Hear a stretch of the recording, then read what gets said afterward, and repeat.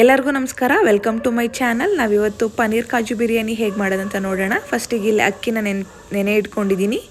ಇದು ಮೊಸರು, ಇದು ಮಸಾಲಗಳು, ಇದು ಎಣ್ಣೆ, ಶುಂಠಿ ಬೆಳ್ಳುಳ್ಳಿ ಪೇಸ್ಟ್, ಇದು ಬಿರಿಯಾನಿ ಮಸಾಲ, ಜೀರಿಗೆ ಮಸಾಲ, ಉಪ್ಪು, ಖಾರದ ಪುಡಿ, ಅರಿಶಿನ ಪುಡಿ, ಇದು ಬೀನ್ಸ್, ಕ್ಯಾರೆಟ್, ಆಲೂನ ಕಟ್ ಮಾಡಿ ಇಟ್ಕೊಂಡಿದ್ದೀನಿ. ಇದು ಈರುಳ್ಳಿ, ಟೊಮ್ಯಾಟೊ ಮತ್ತು ಕ್ಯಾಪ್ಸಿಕಮ್ನ ದೊಡ್ಡದಾಗಿ ಕಟ್ ಮಾಡ್ಕೊಂಡಿದ್ದೀನಿ. ಇದು ಪನ್ನೀರ್ ಕ್ಯೂಬ್ಸ್ ಥರ ಕಟ್ ಮಾಡಿ ಇಟ್ಕೊಳ್ಳೋಣ. ಇದು ಕಾಜು, ಇದು ಇಲ್ಲಿ ಜೀರಿಗೆ ತಗೊಂಡಿದ್ದೀವಿ. ಇಲ್ಲಿ ಬಿರಿಯಾನಿ ಎಲೆ, ಸ್ಟಾರ್ ಹೂ, ಲವಂಗ, ಏಲಕ್ಕಿ ಮಸಾಲಗಳು. ಇದು ಈರುಳ್ಳಿನ 2 ಥರ ಕಟ್ ಮಾಡಿದ್ದೀನಿ, ದಪ್ಪದಾಗಿ, ಸಣ್ಣದಾಗಿ, ಮತ್ತು ಮೆಣಸಿನ್ಕಾಯಿ ಮತ್ತು ಕೊತ್ತಂಬರಿ ಸೊಪ್ಪು. ಈಗ ಈ ಪದಾರ್ಥಗಳನ್ನೆಲ್ಲ ಯೂಸ್ ಮಾಡಿಕೊಂಡು ಬನ್ನಿ. ಫಸ್ಟು ಮೊಸರನ್ನ ಹಾಕಿ ಒಂದು ಬೌಲಲ್ಲಿ ಅದಕ್ಕೆ ಎಲ್ಲ ತರಹದ ಮಸಾಲಗಳನ್ನ ಹಾಕ್ಕೋಬೇಕಾಗುತ್ತೆ.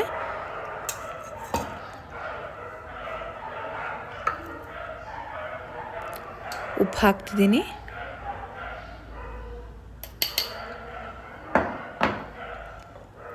ಖಾರದ ಪುಡಿ, ಖಾರದ ಪುಡಿ ಹಾಕ್ತಾಯಿದ್ದೀನಿ.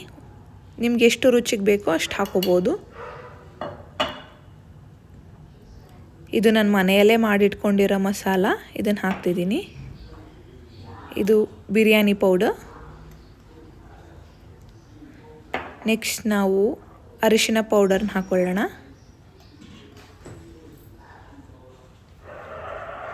ಇದು ಜೀರಿಗೆನ ಹುರಿದು ಪುಡಿ ಮಾಡಿಟ್ಕೊಂಡಿರೋ ಪುಡಿ, ಜೀರಾ ಪೌಡರ್, ಇದನ್ನು ಹಾಕ್ತಿದ್ದೀನಿ. ಇವಾಗ ಇದನ್ನು ಮಿಕ್ಸ್ ಮಾಡಿಕೊಂಡು ಅದಕ್ಕೆ ಪನ್ನೀರನ್ನ ಆ್ಯಡ್ ಮಾಡ್ಕೊತಾ ಇದ್ದೀನಿ.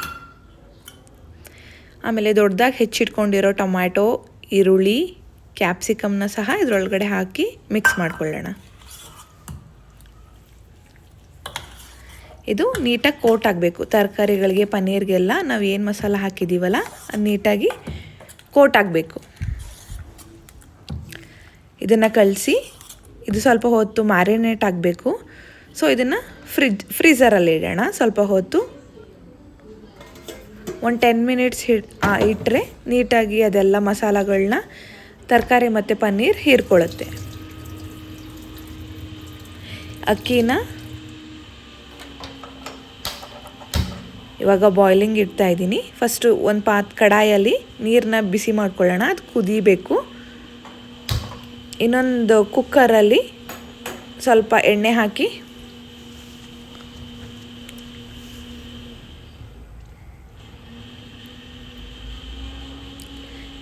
ಬಿರಿಯಾನಿ ಎಲೆ, ಲವಂಗ, ಚಕ್ಕೆ ಎಲ್ಲನ ಹಾಕಿ ಲೈಟಾಗಿ ಫ್ರೈ ಮಾಡೋಣ. ಸೊ ದಟ್ ಅದು ಫ್ರಾಗ್ನೆನ್ಸ್ನ ಬಿಟ್ಕೊಳ್ಳುತ್ತೆ. ಸ್ವಲ್ಪ ಫ್ರೈ ಮಾಡಿ, ಇದು ಫ್ರೈ ಆಗೋ ಮುಂದೆ ಪಕ್ಕದಲ್ಲಿ ನೀರಿಟ್ಟಿದ್ದೀವಲ್ಲ, ಇದು ಸ್ವಲ್ಪ ಕುದೀತಾ ಇದ್ದಂಗೆ ನಾವು ಆಲ್ರೆಡಿ ಇಟ್ಕೊಂಡಿರೋ ಜೀರಾ ಒಂದೆರಡು, ಇದು ಒಳ್ಳೆ ರುಚಿ ಕೊಡುತ್ತೆ ರೈಸಿಗೆ. ಮತ್ತು ಇದಕ್ಕೂ ಸಹ ಒಂದೆರಡು ಎಲೆ, ಚಕ್ಕೆ, ಲವಂಗ ಎಲ್ಲ ಹಾಕ್ತೀವಿ. ಆಮೇಲೆ ಸ್ವಲ್ಪ 1 ಸ್ಪೂನಷ್ಟು ಆಯಿಲ್ ಹಾಕೋಣ. ಸೊ ದಟ್ ಅಕ್ಕಿ ಒಂದಕ್ಕೊಂದು ಅಂಟ್ಕೊಳ್ಳಲ್ಲ. ಅನ್ನ ಆದಾಗ ಬಿಡಿ ಬಿಡಿಯಾಗಿ ಹಗುರವಾಗಿ ಬರ್ತವೆ. ಇವಾಗ ನೆನೆಸಿಟ್ಟಿರೋ ಅಕ್ಕಿನ ಅದರೊಳಗಡೆ ಹಾಕ್ಕೊಂಡು ಬಾಯ್ಲಿಂಗ್ ಇಡೋಣ.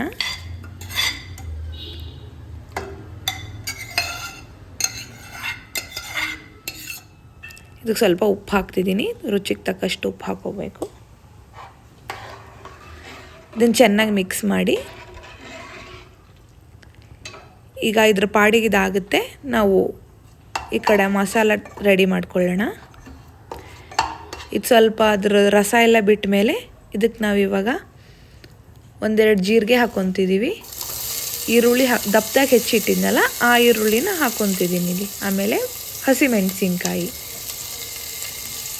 ಇಷ್ಟು ಹಾಕಿ ಸ್ವಲ್ಪ ಕಂದು ಬಣ್ಣಕ್ಕೆ ತಿರುಗೋವರೆಗೂ ಫ್ರೈ ಮಾಡ್ಕೊಳ್ಳೋಣ.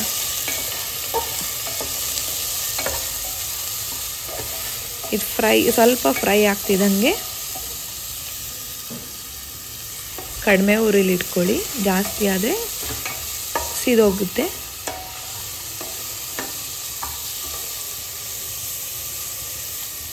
ಇವಾಗ ಇದಕ್ಕೆ ಮನೇಲೇ ಮಾಡಿಟ್ಟಿರೋ ಶುಂಠಿ ಬೆಳ್ಳುಳ್ಳಿ ಪೇಸ್ಟ್ ಫ್ರೆಶ್ ಆಗಿರೋದು ಹಾಕೊಳ್ಳಿ ಆದಷ್ಟು. ನಿಮ್ಗೆ ಎಷ್ಟು ಬೇಕು ಮಸಾಲ, ಒಬ್ಬೊಬ್ಬರಿಗೆ ಇಷ್ಟ ಆಗಲ್ಲ. ಸೊ ನೋಡಿ ನಿಮ್ಗೆ ರುಚಿಗೆ ಎಷ್ಟು ತಕ್ಕಂಗೆ ಅಷ್ಟು ಹಾಕೊಳ್ಳಿ. ನಾನು ಇದನ್ನು ಮನೇಲೇ ಮಾಡಿಟ್ಕೊಂಡಿರೋ ಪೌಡರ್ ಎಲ್ಲ ಮಸಾಲಗಳದ್ದು ಅದನ್ನ ಹಾಕ್ತಿದ್ದೀನಿ. ಇದು ಬಿರಿಯಾನಿ ಮಸಾಲ, ಇದು ಜೀರಾ ಮಸಾಲ, ಇದು ಅರಿಶಿನ,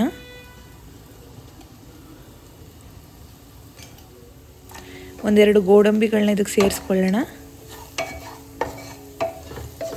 ಗೋಡಂಬಿ ಹಾಕೋದ್ರಿಂದ ಸ್ವಲ್ಪ ಬಿರಿಯಾನಿದು ರುಚಿ ಜಾಸ್ತಿ ಆಗುತ್ತೆ, ಬಟ್ ಇದು ಟೋಟಲಿ ಆಪ್ಷನಲ್. ಇವಾಗ ಕೆಂಪು ಮೆಣಸಿನ ಪುಡಿ ಹಾಕಿದ್ದೀನಿ. ಈ ಮಸಾಲ ಎಲ್ಲ ಚೆನ್ನಾಗಿ ಹಿಡ್ಕೊಳ್ಳುತ್ತೆ. ಇವಾಗ ತರಕಾರಿ ಹಾಕ್ಕೊಳ್ಳೋಣ. ಈಗ ಇದೆಲ್ಲ ನೀಟಾಗಿ ಫ್ರೈ ಆಗಬೇಕು, ತರಕಾರಿ ಕೂಡ ನೀಟಾಗಿ ಬಾಯ್ಲ್ ಆಗಬೇಕು. ಸ್ವಲ್ಪ ಉಪ್ಪು ಹಾಕ್ಕೊಳ್ಳೋಣ, ಅದರಿಂದ ಬೇಗ ಬಾಡುತ್ತೆ ತರಕಾರಿಗಳು. ಇವಾಗ ಅನ್ನನ ನೋಡ್ತಾ ಇದ್ದೀನಿ, ಇಷ್ಟು ಬೆಂದಿರಬೇಕು. ಮೀನ್ಸ್ ತುಂಬ ಬೆಂದಿರಬಾರ್ದು, ಮುದ್ದೆ ಆಗಿಬಿಡುತ್ತೆ. ಹಾಗಂತ ಲೈಟಾಗಿ ಮೀಡಿಯಮ್ ಲೆವೆಲಲ್ಲಿ ಆಗಿದ್ದರೆ ದಮ್ ಕಟ್ಟಿದಾಗ ಇನ್ನೊಂದು ಸ್ವಲ್ಪ ಬೇಯುತ್ತೆ. ಸೊ ಇದನ್ನು ಸ್ಟ್ರೈನ್ ಮಾಡಿ ಇಟ್ಕೊಳ್ಳೋಣ ಅನ್ನನ ಸೆಪ್ರೇಟಾಗಿ.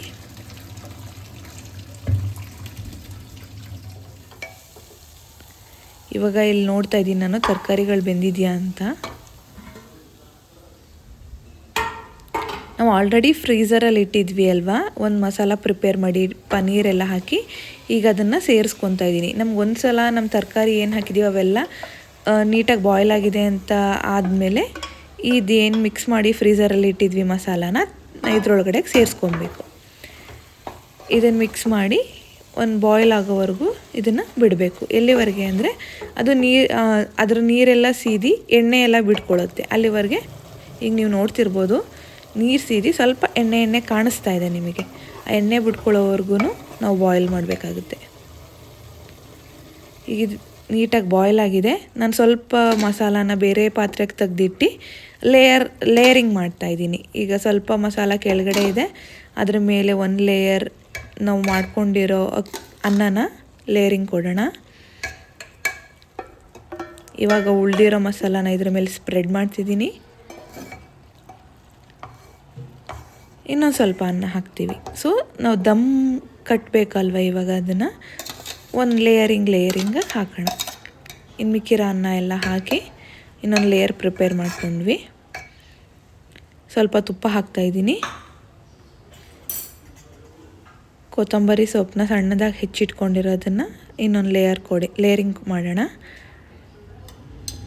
ಇದು ಇನ್ನೊಂದು ಸಣ್ಣದಾಗಿ ಹೆಚ್ಚಿಟ್ಕೊಂಡಿದ್ದೆ ಅಲ್ವಾ ಈರುಳ್ಳಿ, ಅದನ್ನು ಫ್ರೈಡ್ ಆನಿಯನ್ ಮಾಡ್ಕೊಂಡಿದ್ದೀನಿ.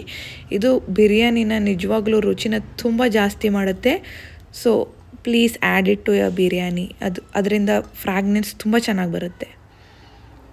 ಮುಗೀತು ಬಿರಿಯಾನಿದು. ಇವಾಗ ಅದನ್ನು ದಮ್ ಕಟ್ಟಬೇಕು. ಸೊ ವಿಷಲ್ನ ತೆಗ್ದು ತುಂಬ ಸಣ್ಣ ಉರಿಯಲ್ಲಿ ಇಟ್ಟು ಕ್ಲೋಸ್ ಮಾಡೋಣ ಅದ್ರ ಕ್ಯಾಪ್ನ. ಒಂದು 10ರಿಂದ 15 ನಿಮಿಷ ತುಂಬ ಕಡಿಮೆ ಉರಿಯಲ್ಲಿ ಇಡಬೇಕು. ಅದು ಆಫ್ ಮಾಡಾದಮೇಲೆ, ಸ್ಟವ್ ಆಫ್ ಮಾಡಾದಮೇಲೆ 10-15 ನಿಮಿಷ ಆಗಿದೆ. ಈಗ ಆಫ್ ಮಾಡಾದಮೇಲೆ ನಾನು ಅದನ್ನು ವಿಷಲ್ನ ಹಾಕ್ತಿದ್ದೀನಿ. ಯಾಕೆ ಅಂದರೆ ಮತ್ತೆ ಆ ಶಾಖ ಆಚೆಗೆ ಹೋಗಲ್ಲ. ಅದಾಗಿ ಒಂದು 2-3 ನಿಮಿಷ ಆದಮೇಲೆ ನಿಮಗೆ ಓಪನ್ ಮಾಡಿದ್ರೆ ನಿಮ್ಮ ಬಿರಿಯಾನಿ ರೆಡಿಯಾಗಿರುತ್ತೆ. Here we go. This is the final look of our biryani. ನೋಡಿ ಅನ್ನ ಎಲ್ಲ ತುಂಬ ಹುಡಿಯಾಗಿ ಒಂದಕ್ಕೊಂದು ಅಂಟ್ಕೊಳ್ದೇ ಮಸಾಲ ಎಲ್ಲ ತುಂಬ ಚೆನ್ನಾಗಿ ನಮಗೆ ರೆಸ್ಟೋರೆಂಟ್ ಸ್ಟೈಲಲ್ಲಿ ಹೇಗಿರುತ್ತೋ ಹಾಗೆ ಬಂದಿದೆ. ಪ್ಲೇಟಿಗೆ ಸರ್ವ್ ಮಾಡಿಕೊಂಡು ಈರುಳ್ಳಿ ನಿಂಬೆಹಣ್ಣು ಜೊತೆ ರೈತ ಜೊತೆ ತಿಂದರೆ ಈಗ ಸರ್ವಿಂಗಿಗೆ ರೆಡಿಯಾಗಿದೆ. Thanks for watching my video. Subscribe, like and comment to my channel.